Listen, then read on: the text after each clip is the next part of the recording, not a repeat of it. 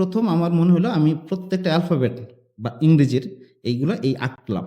আঁকার পরে এইটা আমি ওপেনলি ফেসবুকে শেয়ার করে দিলাম। That got organically 1 million share. 1 million share. 1 million share. ও, ভিউ তো বাদই দিলাম, ভিউ তো বাদই দিলাম। If you can come up with interesting content, right, and if you can make it in a way যে জিওগ্রাফিক্যাল বাউন্ডারি, ল্যাঙ্গুয়েজ বাউন্ডারি কোনো কিছুই নাই, because this is pictorial, it can go beyond like your country. ওই সময় আমরা দেখতেছিলাম যে মোটামুটি 90টা দেশে এই কন্টেন্ট চলে গেছিল। বইয়ের জাস্ট কাভার টাভারের ছবি ভেতরের ইয়েতে দিয়ে ফেসবুকে পোস্ট দেওয়া হলো, প্রি অর্ডার নেওয়া হচ্ছে। দেখলাম মোটামুটি 2-3 দিনের ভেতরে 1000 প্রি অর্ডার। তাইলে অলরেডি আমি 3 লাখ টাকা এখানে পাইতেছি। আমি একটা প্রিন্টারে ডাক দিয়েছি, বলছে কত টাকা লাগবে, বলতেছে 1.5 লাখ টাকা লাগবে। বলছে ফাইন, বানাও 1000 পিস, চলে আসছে, পাঠিয়ে দিয়েছি। পরের দিনের ভেতরে মানে উইদিন 1 উইক 1.5 লাখ টাকা লাভ। কিছুদিন আগে জাস্ট একটা নোয়া কেগানের একটা বই, মিলিয়ন ডলার উইকেন্ড। সো এই বইটাতে জাস্ট আমার একটা আইডিয়া আমি দেখতেছিলাম, এবং আমি জানি না, আমার খুব ইচ্ছা ছিল যে আমি এটা কাউকে দিয়ে ভ্যালিডেট করবো, অ্যাজ আমার নিজের বিজনেস নলেজ খুব কম। সো তার আইডিয়াটা এরকম ছিল যে আসলে কেউ যদি একটা প্রোডাক্ট সেল করতে চায়, সে যদি মনে করে যে আমি একটা প্রোডাক্ট সেল করব, মার্কেট রিসার্চ আমরা যেটা করি সেটা হচ্ছে মার্কেট রিসার্চ করি, আচ্ছা হ্যাঁ এরকম মার্কেট আছে। সো তার আইডিয়াটা হচ্ছে যে তুমি প্রোডাক্টটা আগে সেল করো বানানোর আগে, এবং তুমি আগে দেখো যে তুমি ওই প্রোডাক্টটার কথা বলে অন্তত টাকা কালেক্ট করতে পারবো না, তুমি তাদের থেকে প্রি অর্ডার নিতে পারো কিনা। যদি তুমি পারো, ইট মিনস তুমি আসলে এক টার্গেট মার্কেটের কাছে ঠিক মতো যাচ্ছ, ঠিক আছে, এটা একটা ট্রেনিং ফেজ। অ্যান্ড টু, তুমি যেটাকে আসলে তোমার টার্গেট মার্কেট মনে করতা সেটার একটা হিউজ ফিল্টারিং হয়ে যাচ্ছে। সো ভাই এই পোর্শনটা বা এই আইডিয়েশনটা কি আদৌ কারেক্ট কিনা, মানে জাস্ট আপনার থটস এটা। হ্যাঁ, আইডিয়েশন মানে, so for example I will give example from my own company. So goofy আমাদের যে ব্র্যান্ডটা বাচ্চাদের, যেখানে আমরা লার্নিং প্রোডাক্টস এন্ড গুফি যদি বলে দেন সবাইকে।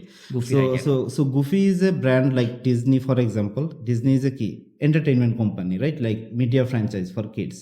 So Goofy is also like a media franchise, but বাচ্চাদের লার্নিং এর জন্য, তাদেরকে ফিউচারের জন্য প্রিপেয়ার করার জন্য। So in Goofy we have different characters, books, learning toys, and audio visual content. So through all of these different things, we actually help kids to develop the skills, creativity, problem solving skill, values.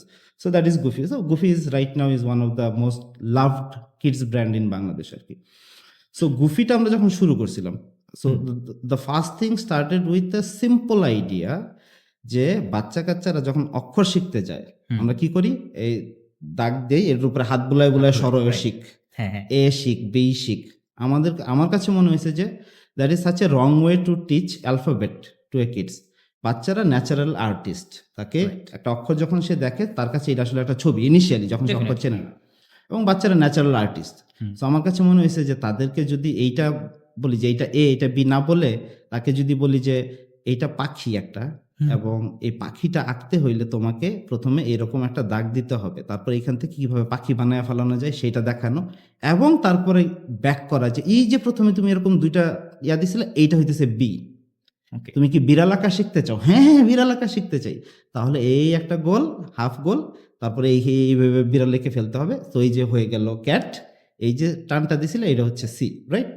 So এই concept থেকে প্রথম আমার মনে হলো আমি প্রত্যেকটা alphabet বা ইংরেজির এইগুলো আঁকলাম। আঁকার পরে এইটা আমি ওপেনলি ফেসবুকে শেয়ার করে দিলাম আমাদের পেজ থেকে, and that got organically 1 million share. 1 million share. 1 million share. ও, ভিউ তো বাদই দিলাম। ভিউ তো বাদই দিলাম। আচ্ছা, দ্যাট টেলস মি যে ও, তার মানে হচ্ছে দুইটা জিনিস। একটা হচ্ছে if you can come up with interesting content, right, and if you can make it in a way যে জিওগ্রাফিক্যাল বাউন্ডারি, ল্যাঙ্গুয়েজ বাউন্ডারি কোনো কিছুই নাই, because this is pictorial, it can go beyond like your country, right? এবং ওই সময় আমরা দেখতেছিলাম যে মোটামুটি 90টা দেশে এই কন্টেন্ট চলে গেছিল। তো তখন প্রথমে আমার হয়েছে আচ্ছা ঠিক আছে, এটা ভালো গেছে, এইটা যে যদি আমি একটা বই বানায় ফেলাই, উইল সেল। তাড়াতাড়ি করে এই ছবিগুলাকে একসাথে করে একটা ই বুক বানাইলাম, ই বুক বানাই ওয়েবসাইটে দিয়ে দিলাম, দেখলাম যে ধাপধুপ ডলারে বিক্রি হচ্ছে, ভেরি ইন্টারেস্টিং, বাংলাদেশে চলবে কিনা, রাইট? দেন হয়েছে যে ফার্স্টে বই বানাবো না, প্রি অর্ডারের ব্যাপার। সো ফার্স্টে বইয়ের জাস্ট কাভার টাভারের ছবি ভেতরের ইয়েতে দিয়ে ফেসবুকে পোস্ট দেওয়া হলো, প্রি অর্ডার নেওয়া হচ্ছে, এবং প্রাইসিং কত হবে অ্যাবসলিউটলি নো আইডিয়া, জীবনে বইয়ের ব্যবসা করি নাই। সো মনে হলো যে আচ্ছা ঠিক আছে, মানে 300 350 রাখি, দেখি কে ইয়া করে। সো ছাড়লাম, দেখলাম মোটামুটি 2-3 দিনের ভেতরে 1000 pre order.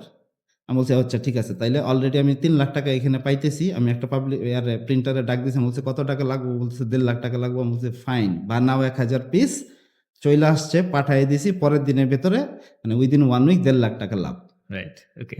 So why am telling this story, যে তার মানে হচ্ছে যে from a very simple idea and you can try it multiple times in different setting and then you can still see যে আসলে কোন সেট আপে কী ধরনের জিনিস কাজ করবে। বিকজ আমি জানতাম যে ই বুক হুম, বাংলাদেশে কাজ করবে না, সো ই বুক বাংলাদেশে লঞ্চ করে লাভ নেই। So it needs to be hard copy books. Hard copy books যখন গেল, ভালো চললো, হুম, অ্যান্ড দেন ওইখান থেকে মানে ওই লার্নিং থেকে we never look back, because এই স্ট্র্যাটেজিটা শিখে গেছে Right. যে you validate it with your clients before you actually launch it.